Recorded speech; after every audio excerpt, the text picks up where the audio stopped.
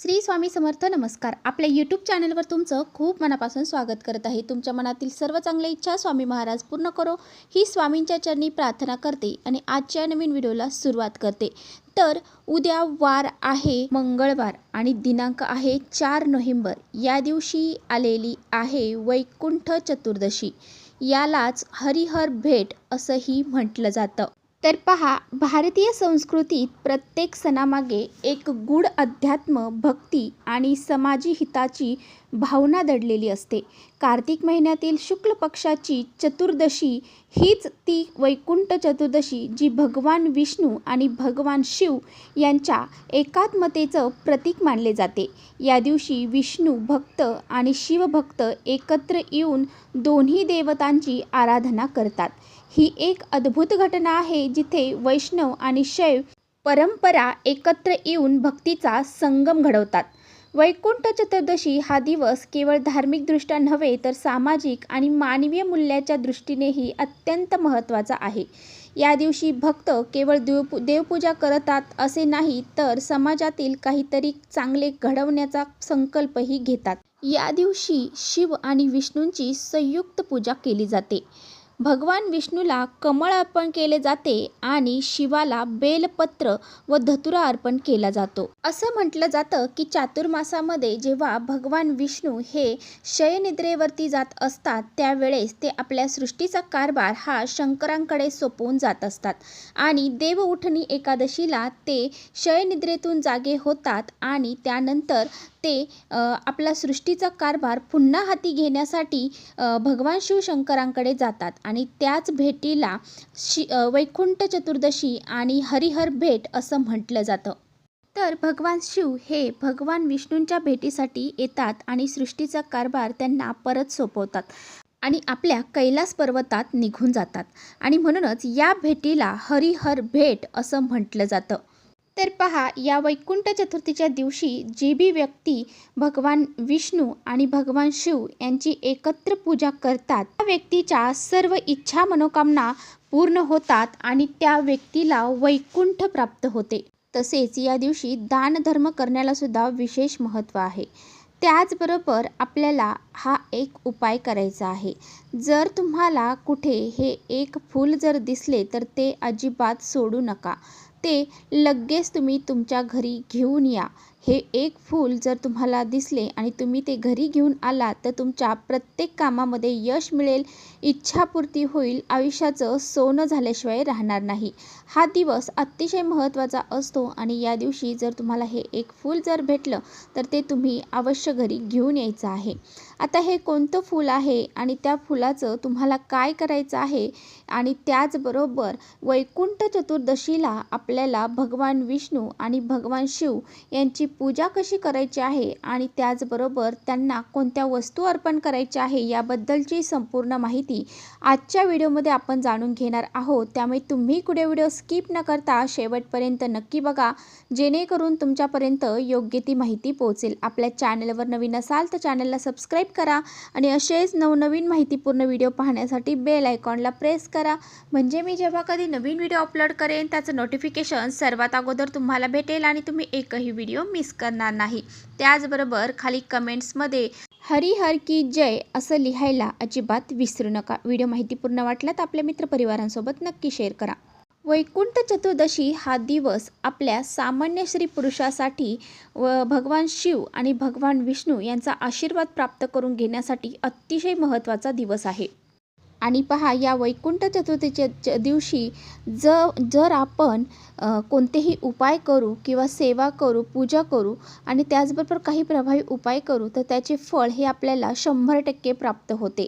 आणि म्हणूनच आपल्याला काही जे उपाय आहेत तर ते करायचे आहेत. जर तुमच्या घरामध्ये तुम्ही कोणत्याही गोष्टी करायला गेला, म्हणजे तुम्ही कोणतंही काम करत असाल त्याच्यामध्ये तुम्हाला यश मिळत नसेल, कोणतेही महत्त्वाचे काम तुमचे पूर्ण होत नसेल, त्याचबरोबर तुम्ही कितीही कष्ट मेहनत केली तरीसुद्धा तुमच्या इच्छा ह्या पूर्ण होत नसतील आणि पहा, तुमच्या मनामध्ये भरपूर दिवसापासून एखादी इच्छा आहे ती पूर्ण होत नसेल, तुमच्या महत्त्वाच्या कामामध्ये तुम्हाला यश मिळत नसेल, तर हा एक उपाय तुम्ही उद्याच्या दिवशी आवर्जून करायचा आहे. हा एक उपाय जरी तुम्ही केला ना, तरीसुद्धा तुमच्या आयुष्याचं सोनं झाल्याशिवाय राहणार नाही. तर पहा, तुम्हाला काय करायचं आहे. आता हा उपाय जो सांगणार आहे, तर हा उपाय तुम्ही अगदी उद्या सकाळपासून ते रात्री 12 वाजता जरी हा उपाय केला तरीसुद्धा चालणार आहे.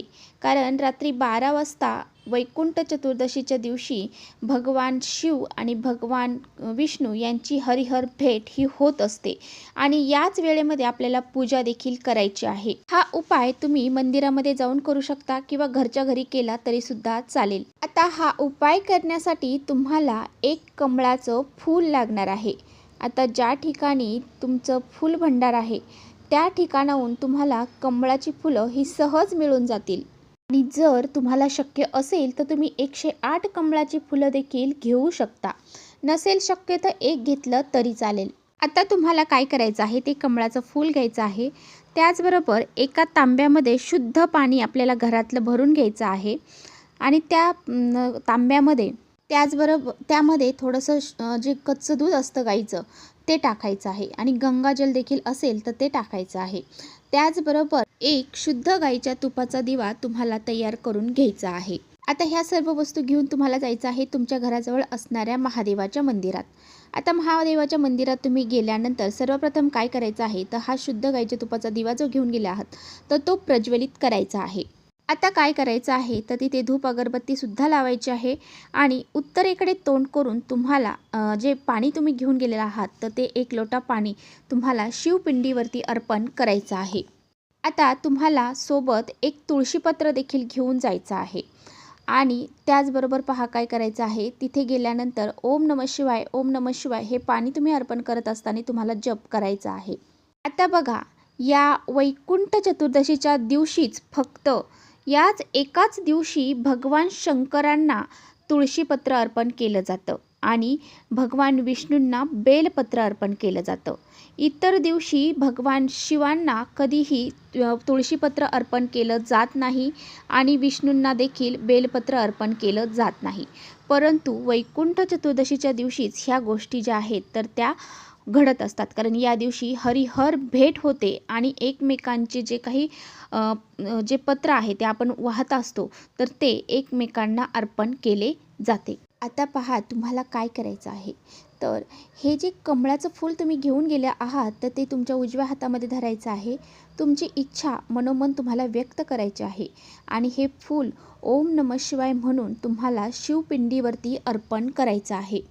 तर पहा, भगवान शंकरांना एक जे फूल आहे कमळाचं ते तुम्हाला अर्पण करायचं आहे, परंतु ते देठ असलेलं अर्पण करायचं आहे, देठ काढायचं नाही.